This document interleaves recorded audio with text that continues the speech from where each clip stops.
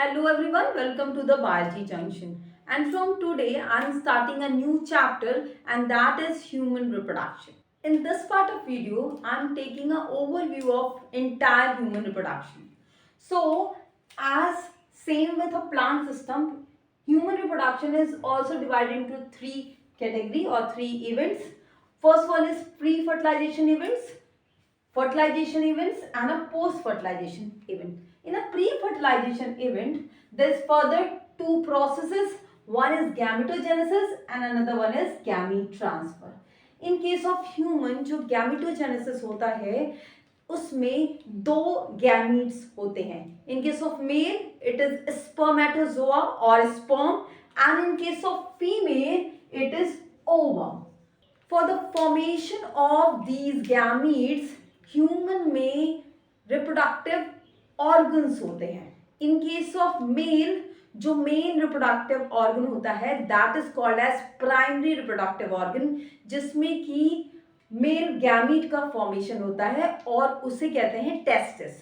So testis is the organ जिसमें कि sperm बनते हैं. And same in case of female it's ovary, जिसमें कि ओवम बनता है और इस प्रोसेस को गैमेटोजेनेसिस कहते हैं. So in case of sperm it is spermatogenesis and in case of ovum it is, और in case of female it is a oogenesis. यहाँ पे एक बात इंपॉर्टेंट है that in case of female, female के case में जो ovum होता है वो मैच्योर होता है in a 28 days of cycle. 28 days का साइकिल चलती है जिसमें कि एक ओवम जो है वो तैयार होता है to take sperm for the fertilisation. तो उस साइकिल को ह्यूमन में कहते हैं menstrual cycle. So in menstrual cycle में दो काम होते हैं. One, that is the development of ovum and the second, that is the preparation of uterus for the implantation of a embryo.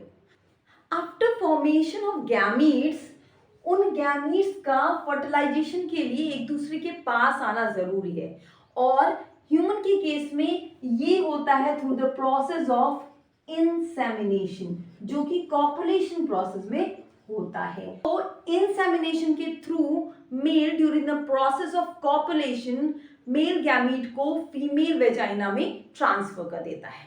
After reaching to the female vagina, sperm move towards the egg, जो कि fallopian tube के ampullary region में होता है here. So sperm move करके पहुंचता है और यहाँ पे फर्टिलाइजेशन प्रोसेस टेक्स प्लेस, और आफ्टर फर्टिलाइजेशन जाइगोट का फॉर्मेशन हो जाता है. सो दिस इज जाइगोट, जो कि जिसकी प्लॉइडी जो है वो 2n होती है. ड्यूरिंग द स्पर्मेटोजेनेसिस जो गैमीट्स बनते हैं दे आर हैप्लॉइड, क्योंकि वहां पे मियोसिस होती थी. So after meiosis they are haploid and after fertilisation, इस इवेंट को कहते हैं फर्टिलाइजेशन, जिसमें कि फीमेल और मेल गैमीट ये फ्यूज कर जाते हैं. तो फर्टिलाइजेशन होता है ampullary region of a fallopian tube, और उसके बाद जाइगोट बनता है जिसकी प्लॉइडी होती है 2n. अब जाइगोट जो है वो मूव करता है और साथ ही साथ इसमें रैपिड डिवीजन्स होते हैं. जो डिवीजन्स होते हैं उसमें सेल का साइज और मास नहीं बढ़ता, केवल और केवल नंबर बढ़ जाता है, इसलिए इन डिवीजन्स को क्लीवेज कहते हैं. So during the movement of the zygote cell number बढ़ता रहता है by the process cleavage. At a stage जबकि सेल में 8 सेल की स्टेज होती है, इन दैट सिचुएशन जो सेल है वो मलबरी की तरह दिखता है, एक सॉलिड मास की तरह. सो इट्स 8 सेल स्टेज को इसलिए कहते हैं मॉरुला stage.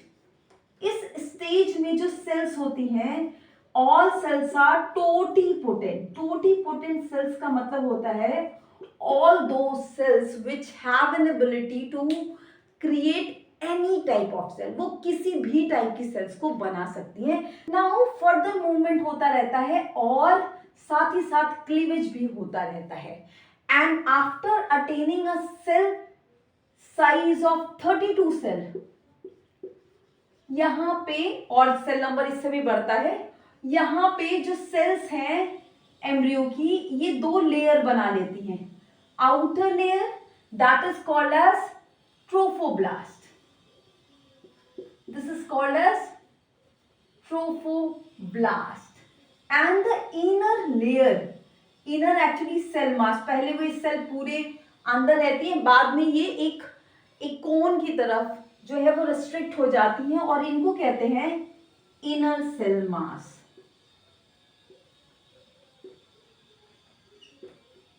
This inner cell mass जो कि अंदर की तरफ है, I have to show it with black colour actually. ये जो ब्लैक कलर की इनर सेल मास है that will form actual embryo, while this trophoblast layer nourishes the developing embryo. This inner cell mass are also stem cell, but they are pluripotents. So pluripotent stem cell are also have an ability to form a different type of cell, but not all type of cell. So there is a cavity in between the two, trophoblast और inner cell मास के बीच एक cavity हो जाती है जिसमें liquid भर जाता है और इस कैविटी को कहते हैं ब्लास्टोसील और इस स्टेज को कहते हैं ब्लास्टुला स्टेज. इन अ ब्लास्टुला स्टेज, ब्लास्टुला और ब्लास्टोसिस्ट स्टेज कहते हैं, जबकि दो लेयर्स होती हैं, इनर सेल मास अलग और बाहर की ट्रोफोब्लास्ट लेयर अलग. Now this superficial layer of trophoblast cell, ये जो बाहर की सेल्स हैं इनकी सेल्स जो है वो फ्यूज कर जाती हैं. फ्यूज करने की वजह से ये मल्टी न्यूक्लियर यानी सिंसियल सेल्स बना लेती हैं. Syncytial that means a cell which have a multinucleate. ये सेल्स जो हैं वो न्यूट्रिशन प्रोवाइड करती हैं डेवलपिंग एम्ब्रियो को और यही सेल हार्मोन सिक्रीट करती हैं HCG, जिससे पता चलता है कि पर्सन प्रेग्नेंट है या नहीं है. So the attachment of this blastocyst to the endometrium of the uterus is called as implantation. So implantation process हो जाता है in blastocyst stage. In syncytial cell को जो यूट्रस की एंडोमेट्रियम है वो रिस्पॉन्ड करती है by covering the entire blastocyst through its membrane. ये जो बाकी बची हुई ट्रोफोब्लास्ट हैं they will act as a future chorionic membrane in a future embryo. तो ये इसी ट्रोफोब्लास्ट से कोरियन जो एक्स्ट्रा एम्ब्रियोनिक मेम्ब्रेन है उसका फॉर्मेशन होता है.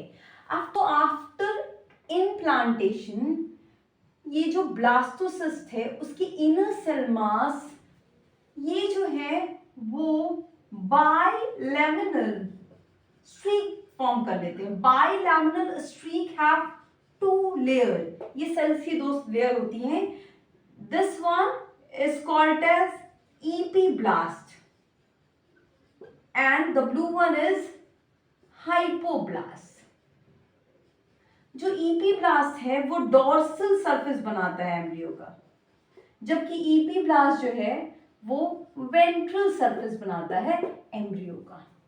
नाउ ये पूरा लेयर बना लेते हैं जिसमें जो नीचे की लेयर यानी epiblast के थ्रू जो लेयर होती है उसकी कैविटी जो है दैट इज एम्नियन और ये मेम्ब्रेन बाद में एम्नियन एक्स्ट्रा एम्ब्रियोनिक मेम्ब्रेन बना लेती है. While the upper one is same blastocoel cavity. Now epiblast की सरफेस मेम्ब्रेन के बीच में जर्मिनल डिस्क का फॉर्मेशन होता है एंड जर्मिनल डिस्क के फॉर्मेशन के साथ साथ ही गैस्ट्रुला स्टेज का स्टार्टिंग हो जाती है. नाउ ये जो epiblast की सेल्स होती हैं वो मूव करती हैं जो कि गैस्ट्रुला स्टेज की स्पेशलिटी है और इसमें पहले लॉट में जो सेल्स जाती हैं they will go and displace this hypoblast layer और इसको डिस्प्लेस कर देती हैं and they form the endodermis of the embryo. So जो फर्स्ट जर्मिनल लेयर बनती है दैट इज एंडोडर्मिस. आफ्टरवर्ड ये जो लेयर है green one that is the epidermis. And further cells थोड़ी मूव करती हैं जो इन दोनों के बीच में आ जाती हैं and that will form the mesodermis. So this इस तरीके से तीनों लेयर का फॉर्मेशन हो जाता है. तो गैस्ट्रुलेशन के दो इंपॉर्टेंट कैरेक्टरिस्टिक हैं. One that is a movement of a cell जिसको मॉर्फोजेनेसिस कहते हैं and the formation of 3 germinal layer. So ये स्ट्रक्चर जो है वो इनर सेल मास का है. ये इनर सेल मास है, उसकी सेल्स के बीच में ये डिवीजन हो रहा है एंड उसके चारों तरफ ये ट्रोफोब्लास्ट है. तो ये मेम्ब्रेन हो गई कोरियन और ये जो ग्रीन वन है that will also cover all embryo and that will form amnion. तो ये जो एमनियन है ये पूरा इस 3 लेयर एम्ब्रियो को कवर कर लेगा. तो स्ट्रक्चर कुछ ऐसे होगा. The outer layer of Korean जो कि सब तरफ से है. उसके बाद एमनियन की लेयर दैट वन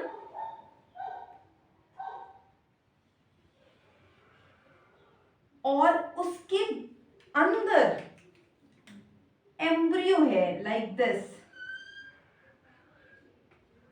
अब एम्ब्रियो और एमनियन के बीच में नाउ एम्ब्रियो एंड एमनियन के बीच में फ्लूइड आ जाता है जिसको कहते हैं एमनियोटिक फ्लूइड.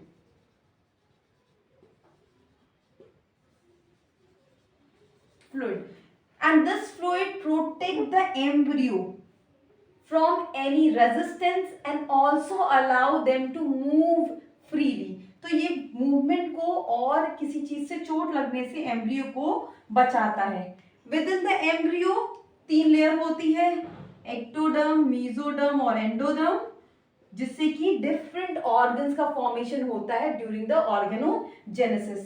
जो योग सैक होता है वो रेमिनेंट फॉर्म में होता है and it will form a special structure that is called as allantois. So ये योग सैक जो बचा हुआ है. So yolk sac, allantois, amnion and chorion, ये 4 एक्स्ट्रा एम्ब्रियोनिक मेम्ब्रेन बनाती हैं ऑफ अ एम्ब्रियो. नाउ ये जो एम्ब्रियो है that get nourishment through the placenta. अब प्लेसेंटा क्या है? वी नो कि ट्रोफोब्लास्ट लेयर ये एंडोमेट्रियम में अंदर की तरफ विलाई लाइक स्ट्रक्चर बनाती है जो डीप जाते हैं और न्यूट्रिशन लेते हैं. That villi is called as chorionic villi. So this villi like structure is formed here that is called as chorionic villi. क्यों कोरियोनिक विलाई कहते हैं? क्योंकि इसी से जो ट्रोफोब्लास्ट लेयर थे उसी से कोरियन बना था, तो कोरियोनिक विलाई. ये जो है that is a part of embryo, जबकि एंडोमेट्रियम की भी सेल्स जो है वो इसमें इन्वॉल्व होती हैं. तो chorionic villi along with endometrium lining of uterus जो कि मदर का पार्ट है, ये दोनों मिलके प्लेसेंटा का फॉर्मेशन करते हैं जिसके थ्रू नरिशमेंट मिलता है to the embryo. One thing that should be remember कि प्लेसेंटा के थ्रू कहीं भी मदर और फीटस का ब्लड मिक्स नहीं होता and that is the reason why mother blood cell can not recognise foetus as a foreign, क्योंकि है तो वो बाहर का, तो उसको फॉरेन रिकॉग्नाइज करके कोई भी इम्यूनोलॉजिकल एक्शन न करे. ये ऐसा इसलिए होता है क्योंकि कहीं पर भी मदर और फीटस का ब्लड आपस में फ्यूज या मिक्स नहीं होता है. So this is how the embryo develop. Now after this at a several step अलग अलग ऑर्गन्स डेवलप करते हैं. Almost with in a first 3 months सारे ऑर्गन डेवलप कर जाते हैं, जिसमें फर्स्ट ऑर्गन हार्ट होता है जो सबसे पहले डेवलप करता है, and the last one is a lungs. So after this development of organs, जब बेबी फुली डेवलप्ड हो जाता है तो टर्म कही जाती है. And at the time of term, जब बेबी फुली डेवलप्ड होता है तो यूट्राइन वॉल में कॉन्ट्रैक्शन होता है, जिससे कि सिग्नल जाते हैं ब्रेन को, और वहां से पिट्यूटरी ग्लैंड ऑक्सीटोसिन, जिसको पार्टुरेशन हार्मोन भी कहते हैं, उसको सिक्रीट करता है, और वो come and bind to uterus receptor, और फर्दर कॉन्ट्रैक्शन होता है, जिससे फिर और ऑक्सीटोसिन सिक्रीट होता है और कॉन्ट्रैक्शन का लेवल बढ़ता जाता है, जिससे कि चाइल्ड बर्थ जो है वो फैसिलिटेट होता है. So that's it. Thank you so much.